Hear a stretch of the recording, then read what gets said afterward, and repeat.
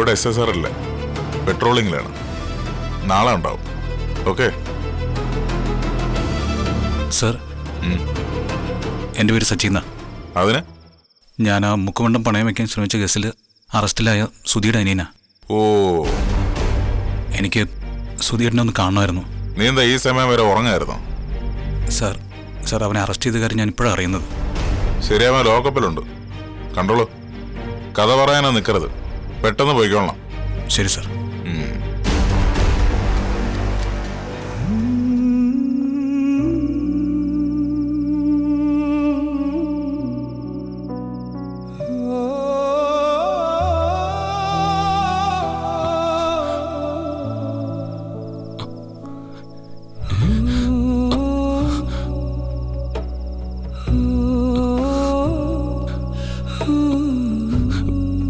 നീ എന്തിനാ വന്നേ? വരാതിരിക്കാനാവോ? നീ എൻ്റെ ഏട്ടനല്ലേ? നീ എന്തൊരു മണ്ടത്തരെ കാണിച്ച്. തെറ്റ് പറ്റിപ്പോയി സച്ചി, പറ്റിപ്പോയി. അത് മുക്കുപണ്ടമാണെന്ന് അറിഞ്ഞിരുന്നെങ്കിൽ ഞാൻ ഒരിക്കലും പണയം വെക്കാൻ പോവില്ലായിരുന്നു. ശ്രുതി ഒരിക്കലും ഇങ്ങനെ ചെയ്യുമെന്ന് ഞാൻ പ്രതീക്ഷിച്ചില്ല. അവളെന്തും ചെയ്യും. ഇങ്ങനെയൊക്കെ സംഭവിക്കുന്ന മനസ്സിൽ കണ്ടായിരിക്കും അവളും മുക്കോണ്ടം കൊടുത്തുവിട്ടത്. നീ ശ്രദ്ധിക്കണമായിരുന്നു. അമ്മയുടെ മനസ്സ് മാറ്റാൻ വേണ്ടി തന്നെയാ കൊടുത്തു വിട്ടത്. അതുകൊണ്ട് തന്നെ ഇങ്ങനൊരു ചതി ഞാൻ പ്രതീക്ഷിച്ചില്ല. അത് സ്വർണം തന്നെയാണെന്ന് ഞാൻ വിശ്വസിച്ചു പോയി.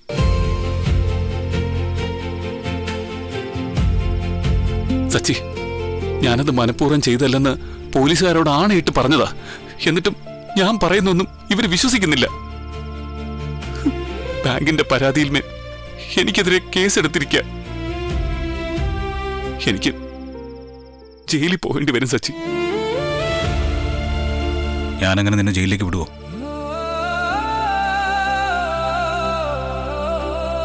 ലോകം മുഴുവൻ എതിരായിട്ട് നിന്നാലും ഞാൻ നിന്റെ കൂടെ ഉണ്ടാവും. നീ ഭയക്കണ്ട. അത് പറയാനാണ് ഞാൻ ഇങ്ങോട്ട് വന്നേ. അച്ഛനും അമ്മയും വല്ലാത്ത വിഷമത്തില. എന്നെ കാണാൻ പോകണ്ടെന്നൊക്കെ അമ്മ പറഞ്ഞിരുന്നു. എടാ, ഞാൻ കാരണം അത് നീ ഇങ്ങനെ ചെയ്തതിലുള്ള വിഷമം കൊണ്ട് പറഞ്ഞതാ. നീ ലോക്കപ്പിൽ കിടക്കുമ്പോൾ എനിക്കവിടെ മനസ്സമാനത്തോടെ ഉറങ്ങാൻ പറ്റുമോ?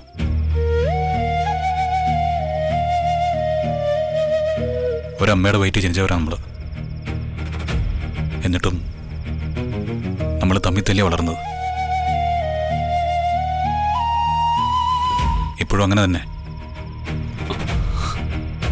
എങ്കിലും നീ വീഴാൻ പോകുമ്പോൾ ഞാൻ പിടിക്കാറുണ്ട്. എൻ്റെ ജീവിതത്തിൽ എന്ത് നഷ്ടപ്പെട്ടാലും ഞാൻ നിന്നെ താങ്ങി നിർത്താറുമുണ്ട്. ഒരുപാട് അനുഭവം ഉണ്ടല്ലോ നിനക്ക്. പക്ഷെ നീ ഇടയ്ക്കിടയ്ക്ക് അത് മറക്കും. സാരമില്ല. എടാ, എന്നാലും ഞാനത് ചെയ്യും. അച്ഛനും അമ്മയ്ക്കും നല്ല വിഷമമുണ്ട്. നീ വീട്ടിലെത്തിക്കഴിഞ്ഞ് അവർക്കൊരു സമാധാനം കിട്ടും. നേരത്തെ അറിഞ്ഞിരുന്നെങ്കിൽ എന്തെങ്കിലുമൊക്കെ ചെയ്യായിരുന്നു. നീ വീട്ടിലെത്താതിരുന്നപ്പോൾ ആനന്ദിനെ വിളിച്ചു. അവനാ നിന്നെ അറസ്റ്റ് ചെയ്ത കാര്യം പറഞ്ഞത്. എന്തുകൊണ്ട് നീ ഞങ്ങളെ വിളിച്ചു പറഞ്ഞില്ല? പോലീസുകാരും വിളിച്ചില്ല. നീ ഫോൺ സ്വിച്ച് ഓഫ് ചെയ്ത് വെച്ചു. അമ്മയോട് കള്ളം പറഞ്ഞിട്ടാ ഞാൻ പണയം വെക്കാൻ പോയത്. അതുകൊണ്ട് തന്നെ വീട്ടിൽ അറിയിക്കാൻ തോന്നിയില്ല. പോലീസുകാര് വീട്ടിൽ അറിയിക്കാന്ന് പറഞ്ഞതാ. ഞാനാ വേണ്ടാന്ന് പറഞ്ഞത്. ഇപ്പൊ തോന്നുന്നു അത് മണ്ടത്തരമായി പോയെന്ന്. നീ പിന്നെ കാണിച്ചു കൂട്ടുന്നതെല്ലാം മണ്ടത്തരമാണല്ലോ. എടാ, എനിക്കിവിടെ കിടക്കാൻ പറ്റുമായിരുന്നെങ്കിൽ നിന്റെ കൂടെ ഇവിടെ കിടന്നേനെ. സച്ചി, ഈ ഒരു രാത്രി നീ എങ്ങനെയെങ്കിലും കഴിച്ചു കൂട്ട്. നാളെ രാവിലെ ഞാൻ അഡ്വക്കേറ്റുമായിട്ട് വരാം. വേണ്ടതൊക്കെ ചെയ്യാം. നീ ധൈര്യമായിട്ടിരിക്കേ. അതെ, ഇങ്ങനെ പോയാൽ നേരം വെളുത്താലും നിങ്ങളുടെ സംസാരം തീരില്ലല്ലോ. മതി മതി, പോവാൻ നോക്ക്.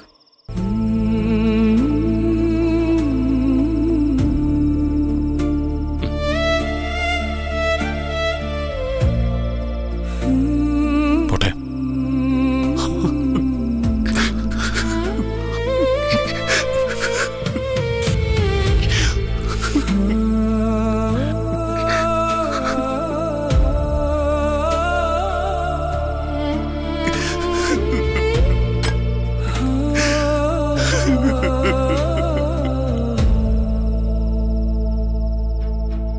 സാറേ, എസ് ഐ സാറിനൊന്ന് കാണാൻ പറ്റുമോ? സാർ ഇവിടെ ഇല്ല. സാർ നാളെ വാ. സാർ, അവൻ മനഃപൂർവ്വം ചെയ്തതല്ല, അറിയാതെ പറ്റിപ്പോയതാ. അവൻ പറഞ്ഞാൽ ന്യായം ഉണ്ടെന്ന് SI സാറിന് തോന്നിയിട്ടുണ്ടാവും. നാളെ ജാമ്യം കിട്ടുമായിരിക്കും. സാറിനോടൊന്ന് സംസാരിക്കും. ശരി.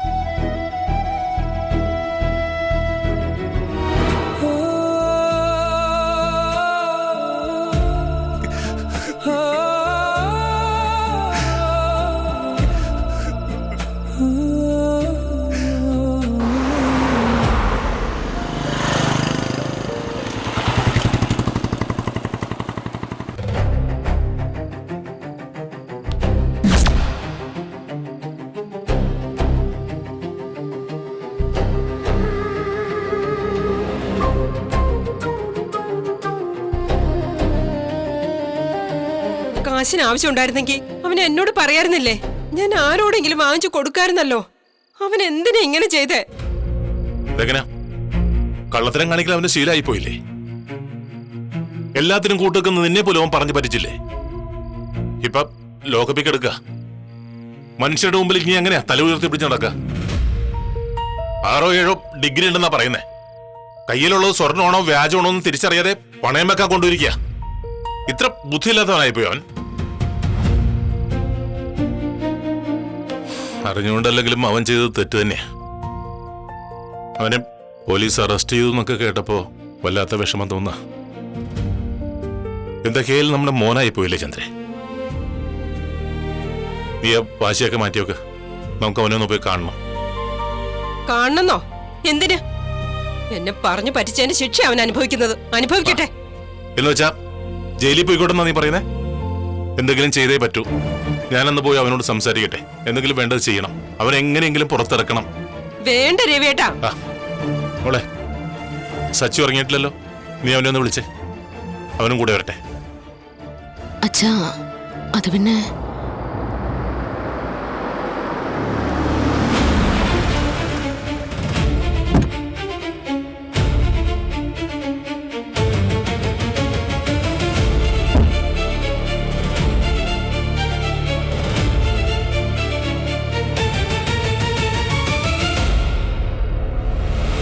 നീ ഇവിടെ ഇല്ലായിരുന്നോ? ഈ സമയത്ത് നീ എവിടെ പോയതാ? അത് അച്ഛാ, ഒന്ന് പറയടാ, എവിടെ പോയേ? അച്ഛാ, സച്ചേട്ടൻ പോലീസ് സ്റ്റേഷൻ വരെ പോയതാ. പോലീസ് സ്റ്റേഷനിലോ? എന്തിനാടാ പോയത്? പോരുതെന്ന് ഞാൻ പറഞ്ഞല്ലേ. അവനൊരു പാഠം പഠിക്കണം. അമ്മേ, അവനവിടെ ലോക്കപ്പിൽ കിടക്കുമ്പോ എനിക്ക് മനസ്സമാനായിട്ട് ഇവിടെ ഇരിക്കാൻ പറ്റുമോ? അവനെന്താ പറഞ്ഞേ? അവൻ പറ്റിപ്പോയിന്ന് പറഞ്ഞു കുറെ കരഞ്ഞു.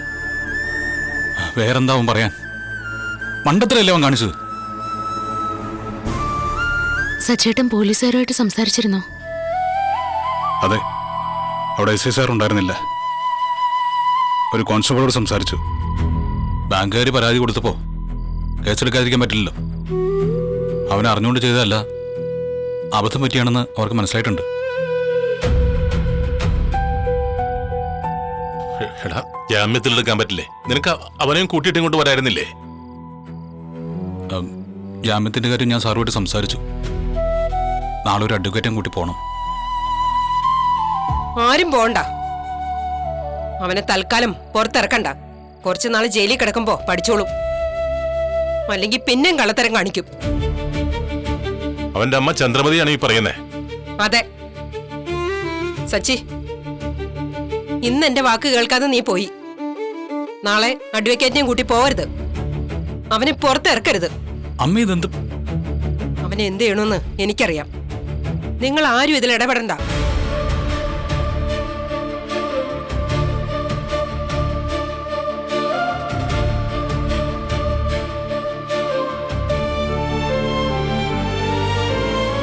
അവൻ കള്ളം പറഞ്ഞ് പറ്റിച്ചതിൽ ചന്ദ്രിക നല്ല വിഷമമുണ്ട്. അതാ ഇങ്ങനെയൊക്കെ പറയുന്നത്. നമുക്കതൊന്നും കാര്യമാക്കണ്ട. അവൻ എങ്ങനെയെങ്കിലും പുറത്തിറക്കണം സച്ചി. അച്ഛൻ വരണ്ട, ഞാൻ അഡ്വക്കേറ്റും കൂട്ടി പോക്കോളാം. അച്ഛാ, അച്ഛൻ ചെന്ന് കിടന്നോ? സമയം ഇത്രയായില്ലേ? കെടുക്കാന്നല്ലാതെ ഉറക്കമൊന്നും വരില്ല. ചെന്ന് കിടക്കച്ച.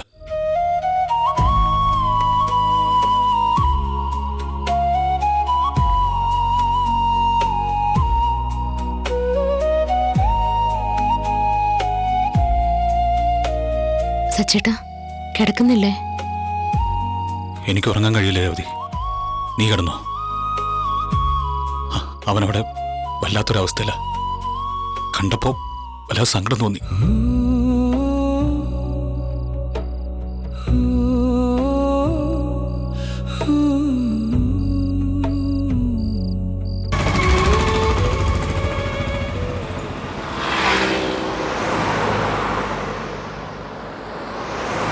നീ എന്തിനാ അവന്റെ വീട്ടിൽ പോയത്?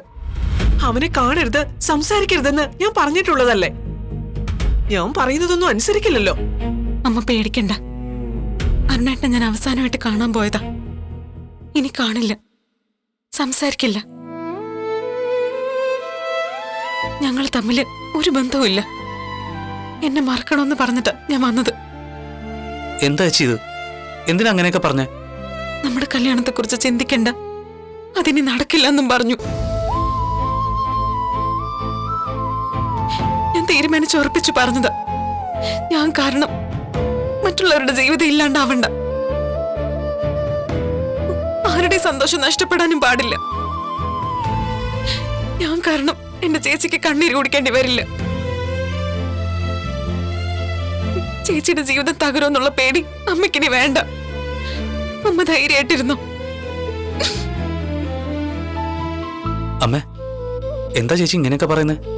ആ, അവളായിട്ടൊരു തീരുമാനം എടുത്തതല്ലേ, അത് നല്ലതിനു വേണ്ടിയാണെന്ന് കരുതിയാ മതി. വിവാഹം എല്ലാവരുടെയും സമ്മതത്തോടെ നടക്കണം. സച്ചിയുടെ സമ്മതമില്ലാതെ കല്യാണം നടന്ന് അത് രേവതിയുടെ ഭാവിയെ ബാധിക്കും. ആ വിഷയം അങ്ങനെ അങ്ങ് അവസാനിച്ചത് നന്നായി, സമാധാനമായി. ചേച്ചി അങ്ങനെ പറഞ്ഞേ ഉള്ളൂ. നല്ല വിഷമമുണ്ടാവും. ഇഷ്ടപ്പെട്ട ആളെ കല്യാണം കഴിക്കാൻ ചേച്ചിക്ക് ആഗ്രഹം കാണില്ലേ? ആദ്യം ഞാനും എതിർത്തതാ. പക്ഷേ പിന്നീട് അത് ശരിയല്ലാന്ന് എനിക്ക് തോന്നി. പരസ്പരം ഇഷ്ടപ്പെട്ടവരെ നമ്മൾ എന്തിനാ പിരിക്കണേ? ഈ ലോകത്ത് എല്ലാവരും പരസ്പരം ആഴത്തിൽ മനസ്സിലാക്കിയും ഇഷ്ടപ്പെട്ടിട്ടൊന്നുമല്ല കല്യാണം കഴിക്കുന്നത്. നിന്റെ രേവതി ചേച്ചി അവൾക്ക് ഇഷ്ടപ്പെട്ട ആളെയാണോ കല്യാണം കഴിച്ചത്? എന്നാ അവളിപ്പോ സന്തോഷത്തോടെ അവളുടെ ഭർത്താവിനോടൊപ്പം ജീവിക്കുന്നില്ലേ? നല്ലൊരു ചെറുക്കനെ അവൾക്ക് വേണ്ടി സച്ചി കണ്ടെത്തുന്നാ പറഞ്ഞിരിക്കുന്നത്. അവൻ കണ്ടെത്തട്ടെ. അവൾക്ക് ചേരുന്ന ബന്ധമാണെങ്കിൽ നമുക്ക് അവളെ കെട്ടിച്ചു കൊടുക്കാം.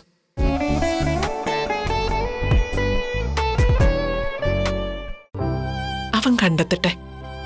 അവൾക്ക് ചേരുന്ന ബന്ധമാണെങ്കിൽ നമുക്ക് അവളെ കെട്ടിച്ചു കൊടുക്കാം. അമ്മേ, ദേവു ചേച്ചി പാവാ. ചെറിയ പ്രായം മുതലേ പൂ വെക്കാൻ അമ്മയെ സഹായിച്ചോണ്ടാ ദേവു ചേച്ചി പഠിച്ചത്.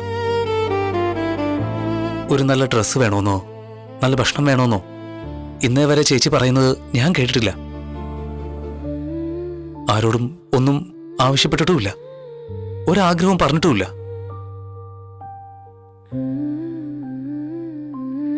ആദ്യമായിട്ടാ ചേച്ചി ഒരു ആഗ്രഹം പറയുന്നേ. ഇഷ്ടപ്പെട്ട ആളുടെ കൂടെ ജീവിക്കണമെന്ന്, കല്യാണം നടത്തി തരണമെന്ന്. ആ ആഗ്രഹമെങ്കിലും നമുക്ക് സാധിച്ചു കൊടുത്തൂടെ? നീ എന്തിനിപ്പൊ ഇങ്ങനെയൊക്കെ പറയുന്നേ? അവളായിട്ടത് വേണ്ടെന്ന് വെച്ചല്ലോ. കല്യാണമല്ലേ, നമ്മൾ എന്ത് വിചാരിച്ചിട്ടും കാര്യമില്ല. ദൈവം വിചാരിക്കുന്നത് പോലെ സംഭവിക്കൂ.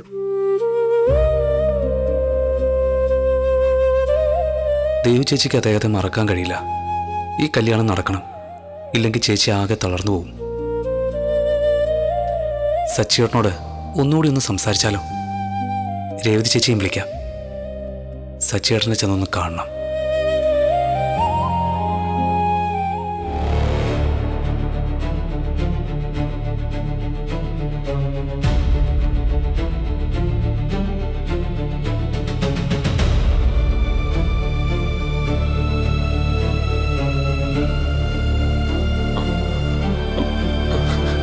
സച്ചി, സാറേ, എസ് ഐ സാറ് അകത്തുണ്ടല്ലോ അല്ലേ? ഉണ്ട്, കയറി കണ്ടോളൂ. ആ, ഡാ, ഞാൻ സാറിനൊന്ന് കാണട്ടെ. നിന്നെ കൂട്ടിക്കൊണ്ട് പോകാൻ ഞാൻ വന്നത്. വരൂ സാർ.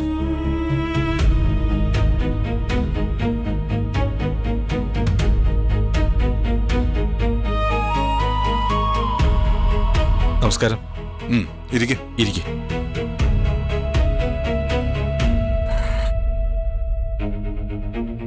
സാർ, ഇന്നലെ മുക്കുപണ്ട് പണയം വെച്ച കേസിൽ അറസ്റ്റിലായ സുധിയെ ജാമ്യത്തിലെടുക്കാൻ വന്നതാ. ഇത് അദ്ദേഹത്തിന്റെ അനിയനാ. സാർ, അവൻ മനഃപൂർവ്വം അങ്ങനെ ചെയ്തതല്ല. പണയം വയ്ക്കാൻ കൊണ്ടുപോയത് മുക്കുകൊണ്ടാണെന്ന് അവൻ അറിയില്ലായിരുന്നു. ബാങ്ക് നൽകിയ പരാതിയുടെ അടിസ്ഥാനത്തിലാണ് നിങ്ങളുടെ ഏട്ടനെ അറസ്റ്റ് ചെയ്തത്. എന്ന് കരുതി അദ്ദേഹം കുറ്റം ചെയ്തു എന്ന് ഞങ്ങൾ സ്ഥിരീകരിച്ചിട്ടില്ല. കൂടുതൽ ചോദ്യം ചെയ്തപ്പോൾ അദ്ദേഹം പറയുന്നതിൽ കാര്യമുണ്ടെന്ന് തോന്നി. ഇപ്പോൾ ലഭ്യമായ വിവരം അനുസരിച്ച് അദ്ദേഹം മനഃപൂർവ്വം ചെയ്താണെന്ന് പറയാൻ പറ്റില്ല. അതുകൊണ്ട് നിയമ നടപടികൾ പാലിച്ച് അദ്ദേഹത്തെ ഇപ്പൊ വിടാം.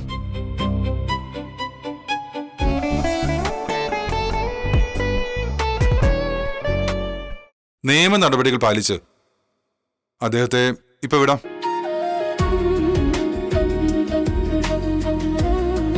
ഇതാ സർ. ആ സുധിയെ കൂട്ടിയിട്ട് വാ. ശരി സർ. അദ്ദേഹത്തിന് 7 ഡിഗ്രി ഉണ്ടെന്നൊക്കെ പറയുന്നു. സ്വർണവും മുക്കോണ്ടും തിരിച്ചറിയാൻ കഴിയാതെ 7 ഡിഗ്രി ഉണ്ടായിട്ട് എന്ത് കാര്യമാണോ?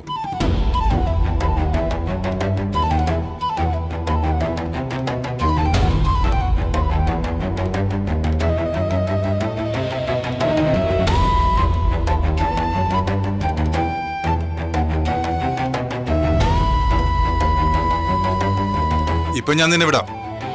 അന്വേഷണത്തിന് വിളിക്കുമ്പോ ഇവിടെ ഹാജരായിക്കൊള്ളണം. ഫോൺ ഓഫ് ചെയ്ത് മുങ്ങിക്കളയരുത്. ഇല്ല സർ, വിളിക്കുമ്പോ വന്നേക്കാം. ഈ കേസിന് നിങ്ങൾ വരേണ്ട കാര്യമില്ലായിരുന്നു. ഞാൻ സച്ചിയുടെ ടെൻഷൻ കാരണം വന്നതാ. അവനെ വിട്ടോ. ശരി sir. Thank you sir, thank you. ചെല്ല്.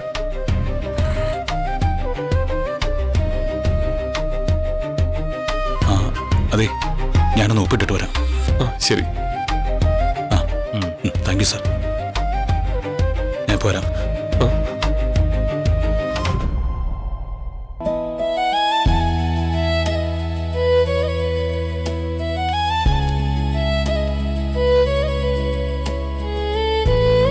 ശരി സാർ.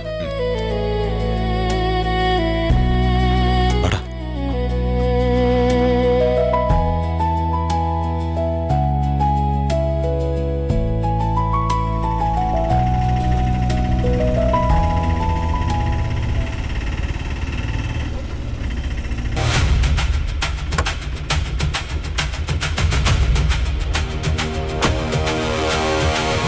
സച്ചി, അമ്മ.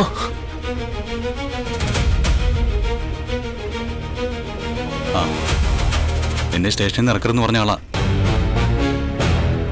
ഇന്നലെ രാത്രി ഉറങ്ങിയിട്ടുണ്ടാവില്ല. എത്ര സമയം പിടിച്ചേക്കും?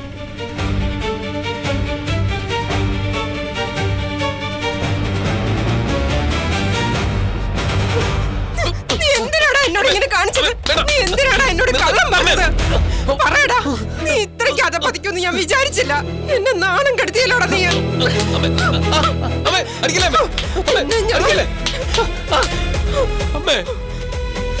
വിളിച്ചു പോകരുത് ഇനി അങ്ങനെ. നിന്റെ അമ്മയല്ല ഞാൻ. അമ്മയായിരുന്നെങ്കിൽ നീ എന്നോട് ഇങ്ങനെ ചെയ്യുമായിരുന്നോടാ? പറയടാ. പറയാൻ നീ എന്നോട് ഇങ്ങനെ ചെയ്തില്ലേ? എന്തേ കാണിക്കുന്നേ? ഇത് വീടല്ല. എന്തൊക്കെ ഇവൻ എന്നോട് വിളിച്ചു പറഞ്ഞത്? മീരയെ സ്വർണ്ണം ഏൽപ്പിച്ചു, ശ്രുതിക്ക് വേണ്ടത് കൊടുത്തു. എന്നെ പറഞ്ഞു വിശ്വസിപ്പിച്ചിട്ട് അവൻ പണയം വെക്കാൻ പോയിരിക്കുന്നു. എന്തൊരു കള്ളനാടാ നീ. നീ ചെയ്യുന്ന എല്ലാത്തിനും ഞാൻ കൂട്ടുനിന്നു. നിനക്ക് വേണ്ടി ഞാൻ എന്തൊക്കെയാണ് ചെയ്തത്, എന്തൊക്കെ അനുഭവിച്ചു. ആ എന്നോട് തന്നെ നീ എല്ലാത്തിനും വളം വെച്ചു കൊടുത്ത അമ്മ തന്നെയല്ലേ. ഇനിയിപ്പോ കരഞ്ഞിട്ട് എന്താ കാര്യം? ആ അത് വിട്, വാ വീട്ടിലേക്ക് പോ. വീട്ടിലേക്ക് പിന്നെ പോവാം. ഇപ്പോ എനിക്ക് ഒരിടം വരെ പോകാനുണ്ട്. വണ്ടി എടുക്കടാ. എങ്ങോട്ടാ പോണ്ടേ? ഇവൻ ലോക്കപ്പിൽ കിടക്കാൻ കാരണക്കാരിയായി ഒരുത്തിയില്ലേ, എനിക്ക് മുക്കുപണ്ട സമ്മാനമായിട്ട് തന്ന ഒരു ദരിദ്രവാസി, അവള് താമസിക്കുന്നിടത്തേക്ക് കാണണോ എനിക്ക് അവളെ ഇന്ന്.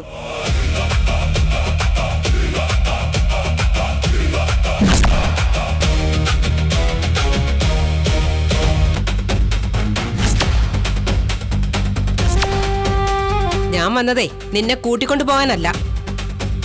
അത് ഈ ജന്മം സംഭവിക്കില്ല. നീ കൊടുത്തുവിട്ട വിലയേറിയ സമ്മാനത്തിന് പകരം ഞാനൊരു സമ്മാനം തരണമല്ലോ, അതിനു വേണ്ടി വന്നതാ. അവന്റെ പുറകെ വരാതെ ഒഴിഞ്ഞു പോയില്ലെങ്കിൽ ഞാൻ വേറെ വഴി നോക്കും. എന്നെ പറ്റിച്ച കള്ളിക്ക് ഞാൻ വീട്ടിൽ പോയി കൊടുത്തിട്ടുണ്ട്. നിന്റെ മകനും അവളും തമ്മിൽ എന്താ വ്യത്യാസം ചന്ദ്രേ? രണ്ടും ഒരച്ചിൽ വാർത്തെടുത്ത പോലെ തന്നെയാ.